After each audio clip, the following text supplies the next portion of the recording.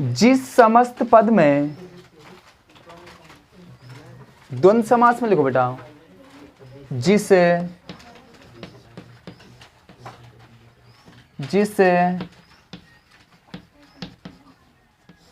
समस्त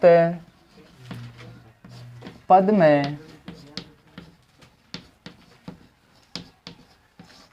दोनों पद,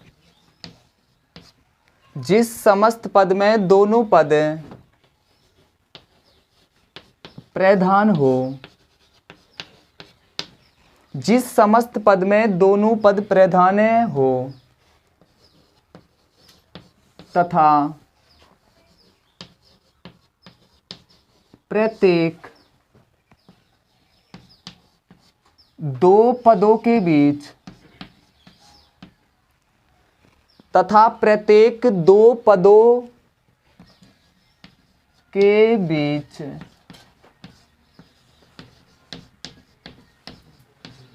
और एवं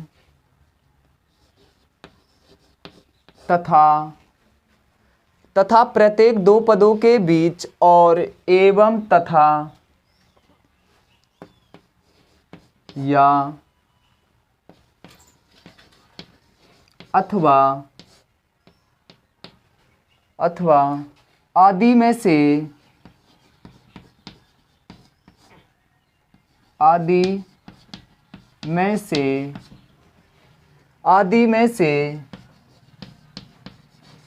किसी एक का प्रयोग होता हो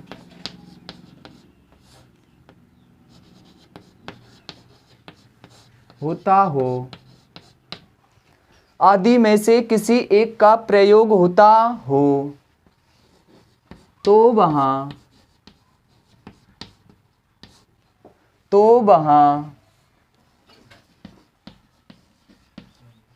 द्वंद्व समास होता है। तो वहाँ द्वंद्व समास होता है। तो वहाँ कौन सा समास होता है बेटा? द्वंद्व समास। एक बार दोबारा समझो, सभी बच्चों ध्यान दो।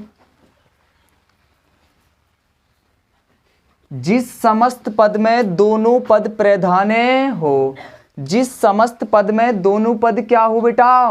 प्रधान। तथा प्रत्येक दो पदों के बीच, तथा प्रत्येक दो पदों के बीच और एवं तथा या अथवा आदि में से किसी एक का प्रयोग होता हो तो वहाँ द्वंद्व समास होता है। यानी दोनों पदों के बीच क्या आनी चाहिए बेटा? या तो और शब्द आना चाहिए। क्या आना चाहिए? और, या फिर एवं, या फिर तथा, या फिर या अथवा आदि में से किसी एक का प्रयोग होता हो तो वहां पे कौन सा समास होता है? बोलो, द्वंद्व समास होता है। यह बात समझ में आई या नहीं आई? बोलो। यानी दोनों पदों के बीच किनका प्रयोग होना चाहिए? और, एवं, तथा या अथवा इनमें से एक का प्रयोग होगा तो वहां पे कौन सा समास होगा?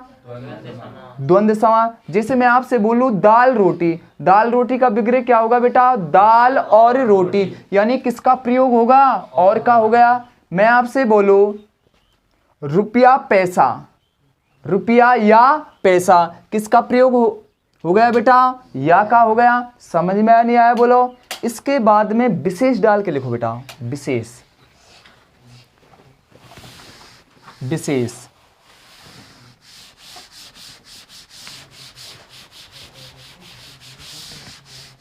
विशेष डाल के लिखो।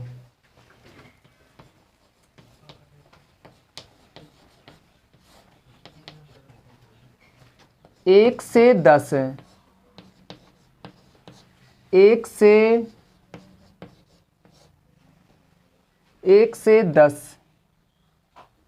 से 10 तक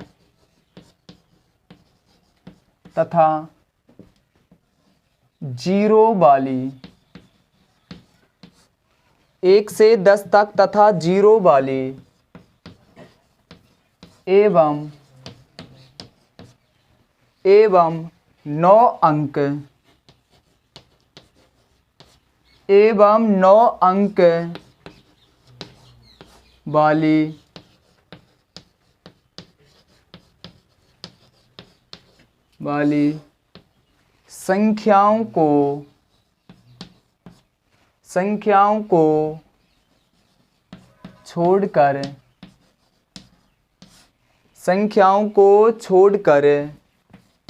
वाली संख्याओं को छोड़कर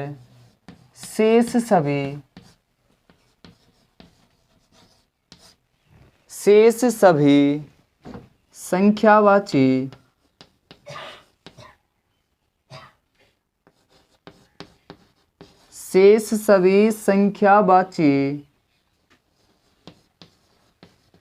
शब्द द्वंद्व समास के शेष सभी संख्यावाची शब्द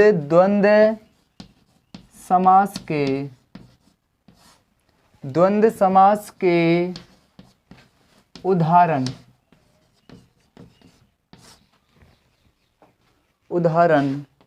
माने जाते हैं।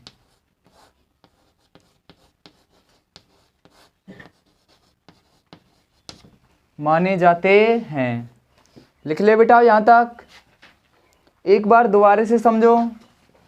1 से 10 तक, क्या बोले बेटा? 1 से 10 तक तथा 0 वाली एवं 9 अंक वाली संख्याओं को छोड़कर शेष सभी संख्यावाची शब्द द्वंद्व समास के उदाहरण माने जाते हैं। किस समास के माने जाते हैं बेटा? द्वंद्व समास के उदाहरण माने जाते हैं। अब देखो यहाँ पे ये समझना बेटा, लिखना नहीं है। जैसे द्विगु समास में पहला पद क्या होता है बेटा? संख्यावाची होता है। द्विगु समास में पहला पद क्या होता है? संख्यावाची होता है। जैसे पंचवटी, तो यहाँ पे पहला पद क्या आ गया बेटा? संख्यावाची आ गया। क्या आ गया बोलो? संख्यावाची। तो वहां पे कौन सा समास होता है? द्विगु समास होता है। कौन सा होता है बेटा? द्विगु समास होता है। लेकिन मैंने आपको विशेष में क्या लिखाया था? 1 से 10 तक। क्या बोले बेटा? 1 से 10 तक तथा 0 वाली एवं 9 अंक वाली संख्याओं को छोड़कर शेष सभी संख्यावाची शब्द किसके माने जाते? उदाहरण द्वंद्व समास के उदाहरण माने जाते हैं। अब यहाँ पे क्या है? पंचवटी है। तो द्विगु समास में क्या होता है बेटा? पहला पद क्या होता है? संख्यावाची होता है। तो वहां पे कौन सा समास होता है? द्विगु समास होता है। समझ गए? लेकिन ये संख्या आ जाएंगी कौन कौन सी? 1 से 10 तक तथा 0 वाली एवं 9 अंक वाली संख्याओं को छोड़कर शेष सभी संख्यावाची शब्द किसके उदाहरण माने जाते हैं? द्वंद्व समास के। जैसे मैं आपसे बोलूं 25, क्या बेटा? 25। अब 25 शब्द में द्विगु समास नहीं है। कौन सा है बताओ? द्वंद्व समास है। अब 25 का विग्रह क्या करेंगे? 5 और 20। क्या करेंगे बेटा? 5 और 20। अब यहाँ पे दोनों पद प्रधान है। समझ गए ना? समझ में आ गया बेटा? आगे समझो। जैसे हमारा पहला उदाहरण है, जैसे डाल के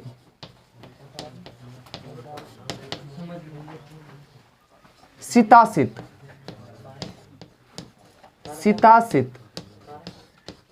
नहीं, पहले समझो बेटा। सितासित शब्द है। कोई बच्चा मुझे इसका विग्रह करके बता सकता है? सितासित का बेटा कितना कठिन शब्द है। देखो सितासित का, जब आप किसी शब्द का विग्रह नहीं कर सकते तो बेटा उस शब्द का सबसे पहले क्या करो? आप टुकड़ा करो। अब आप सितासित शब्द का टुकड़ा करके देखो। संधि विच्छेद क्या होता है बेटा? सितासित का क्या होता है बेटा? सित धन असित, सित धन आसित कर लो, अच्छा असित कर लो। सित धने असित।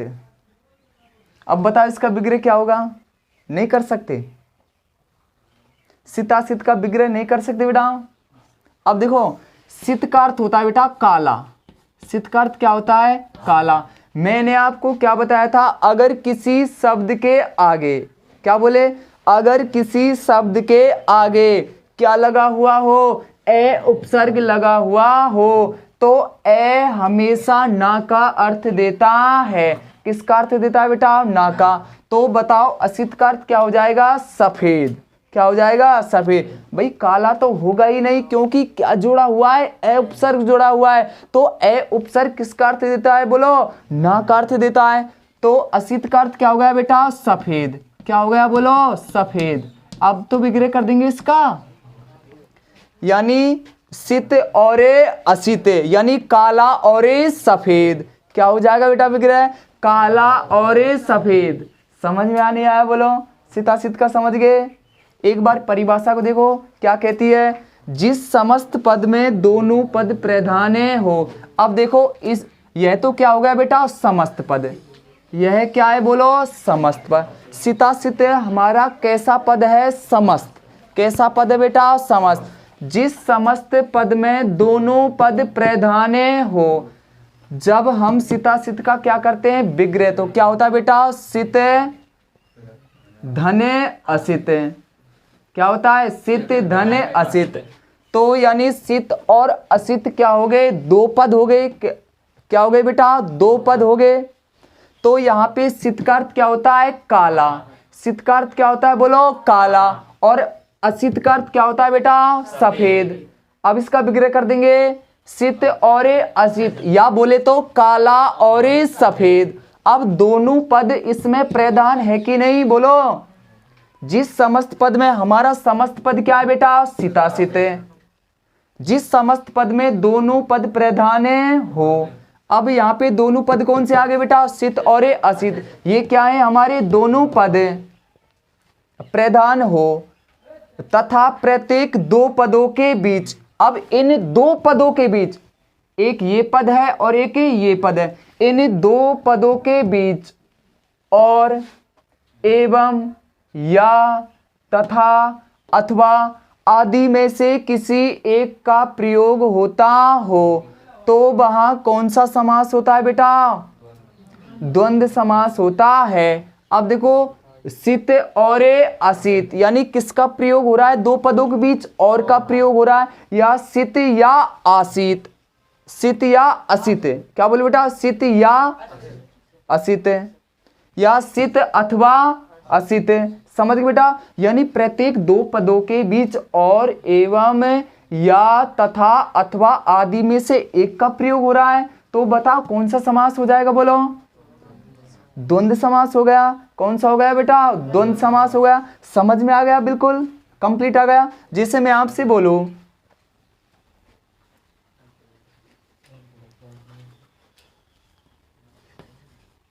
दिवारात्र, अगला कौन सा बेटा? दिवारात्र। संधि विच्छेद करो, दिव धने रात्र। संधि विच्छेद क्या होगा बेटा? दिव धने रात्र।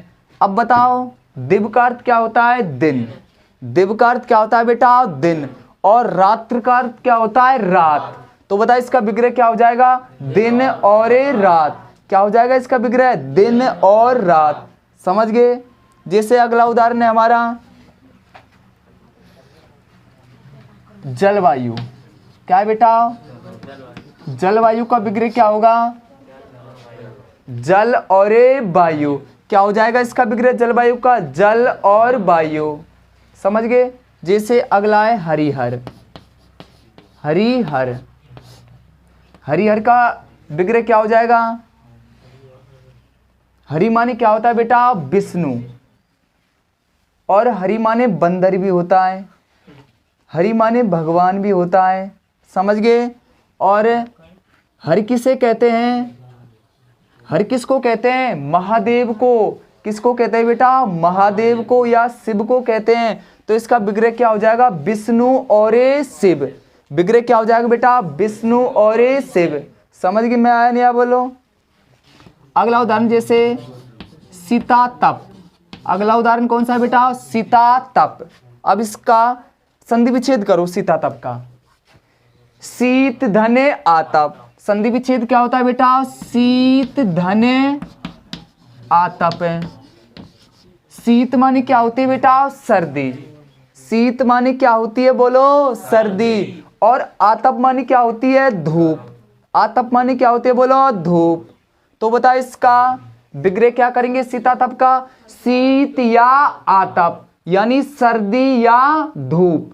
क्या करेंगे बेटा, सर्दी या धूप। समझ में आया नहीं आया बोलो। जैसे अगला है कृष्णार्जुन। अगला कौन सा बेटा, कृष्णार्जुन। इसका क्या हो जाएगा, कृष्ण और अर्जुन। समझ में आया नहीं आया बोलो। जैसे अगला है 25। 25 बेटा, 25 विग्रह क्या करेंगे, 5 और 20। क्या करेंगे बेटा, 5 और 20। समझ में आ गया ना। जैसे अगला है 27। कौन सा बेटा, 27। 27 का विग्रह क्या करेंगे, 7 और 20। क्या करेंगे बेटा, 27 का विग्रह 7 और 20। एक बार दोबारा से देखो मैंने विशेष में क्या लिखाया था, 1 से 10 तक। क्या बोल बेटा, 1 से 10 तक। 1 से 10 तक की तो संख्या नहीं है ना इसमें, 25 और 27 में नहीं है। 1 से 10 तक तथा जीरो वाली भी नहीं है बेटा, जीरो वाली भी संख्या नहीं है। 1 से 10 तक तथा जीरो वाली एवं 9 अंक वाली संख्याओं को छोड़कर। अब इसमें 9 अंक वाली संख्या तो नहीं है, नहीं है ना बेटा। एवं 9 अंक वाली संख्याओं को छोड़कर शेष सभी संख्यावाची शब्द किस समास के उदाहरण माने जाते हैं बोलो, द्वंद्व समास के उदाहरण माने जाते हैं। जैसे अगला उदाहरण है 68। कौन सा बेटा, 68। बता इसका विग्रह करके बताओ, 8 और 60। 24 का करके बताओ, समझ गए। 36 का करके बताओ, 6 और 31 का करके बताओ, 1 और आप तो समझ गए बेटा, कंप्लीट आ गया ना समझ में। हाँ हाँ, तो कुछ उदाहरण लिखो बेटा अब इसमें।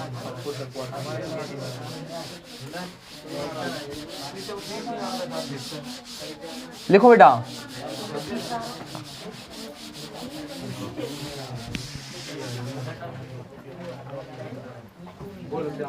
जलवायु। जैसे डाल के लिखो, बातें नहीं। जलवायु बेटा,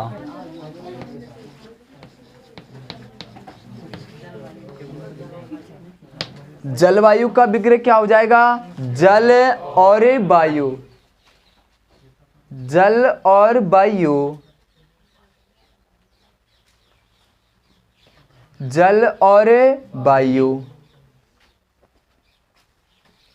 अगला लिखो,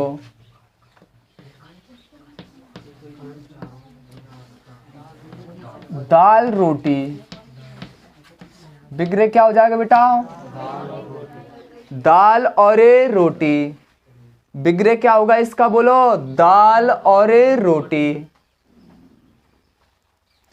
इसके बाद में लिखो माता पिता। माता पिता, माता पिता का विग्रह क्या होगा बेटा, माता और पिता। इसके बाद में लिखो फल फूल। फल या फूल, विग्रह क्या हो जाएगा बेटा, फल या फूल।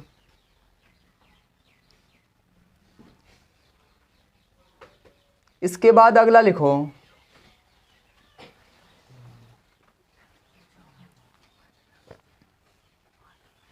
रुपया पैसा। रुपया पैसा, विग्रह क्या हो जाएगा, रुपया अथवा पैसा। रुपया अथवा पैसा। इसके बाद लिखो सीतातप। संधि विच्छेद क्या होता है बेटा? शीत धने आतप। शीत माने सर्दी और आतप माने क्या होती है? धूप। शीत या आतप, इसका विग्रह करो बेटा। शीत या आतप क्या हो जाएगा विग्रह? बोलो, शीत या आतप। इसके बाद में अगला शब्द लिखो हरिहर। अगला कौन सा है बेटा? हरिहर। हरिहर का विग्रह क्या हो जाएगा? विष्णु और शिव। विष्णु और शिव क्या होता है बेटा विग्रह? विष्णु और शिव।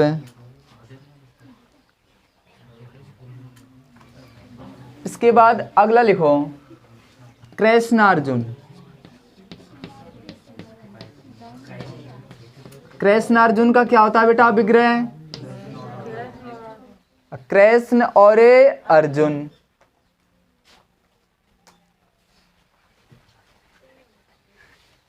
अगला लिखो नील लोहित। नील लोहित। नील का अर्थ क्या होता है बेटा? नीला। और लोहित का अर्थ क्या होता है? लाल। लोहित माने क्या होता है? लाल। नीला या लोहित। लोहित माने क्या होता है? लाल। नीला या लोहित। नीला या लोहित। इसके बाद में लिखो दिवारात्र।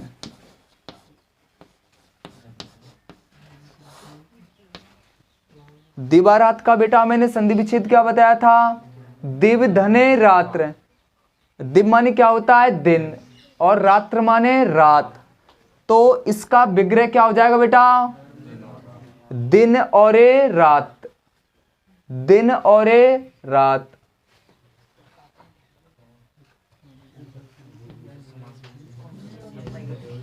यसा पे यस। यसाप्यस का क्या हो जाएगा बेटा? संधि विच्छेद करो।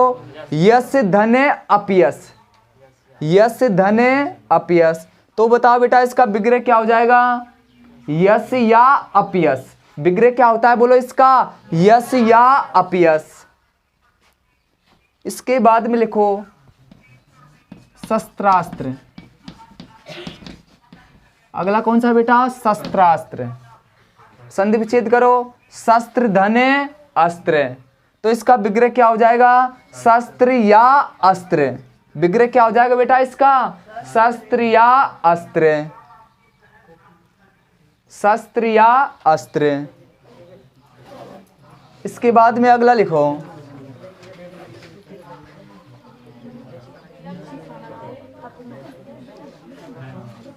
25। 25।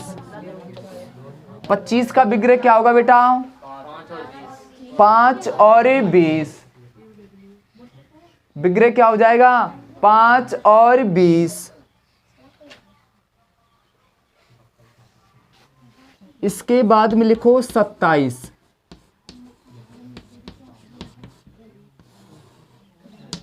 27 का विग्रह क्या हो जाएगा?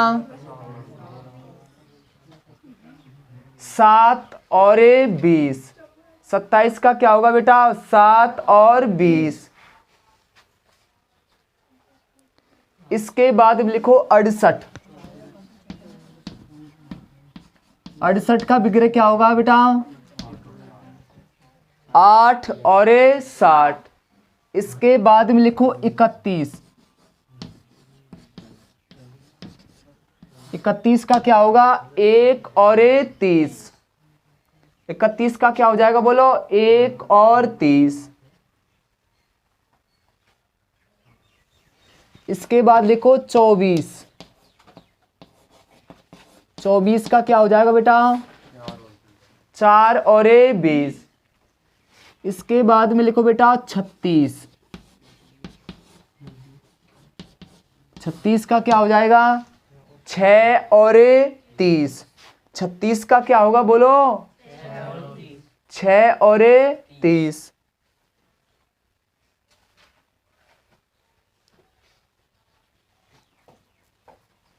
इसके बाद में अगला लिखो सितासित।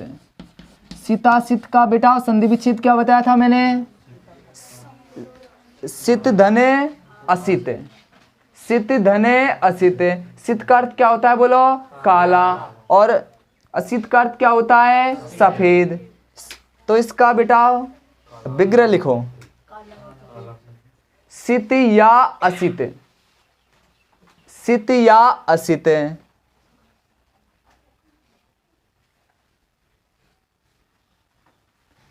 सित या असित। समझ गए बेटा? इसके बाद में लिखो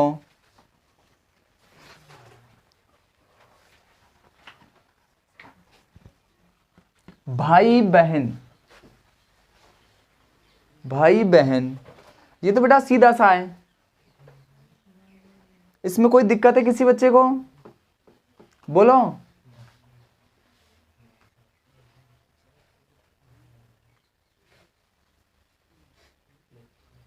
जैसे अगला लिखो पाप पुण्य।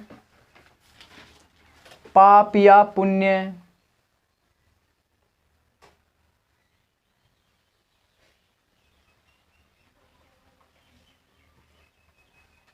जीव जंतु। जीव या जंतु।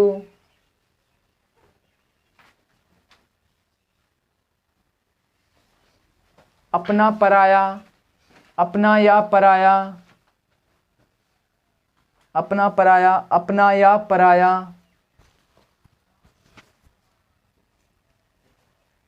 भला बुरा। भला या बुरा। भला या बुरा। भला या बुरा।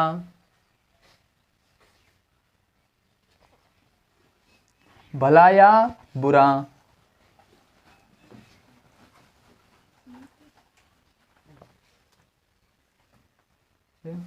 कर दो।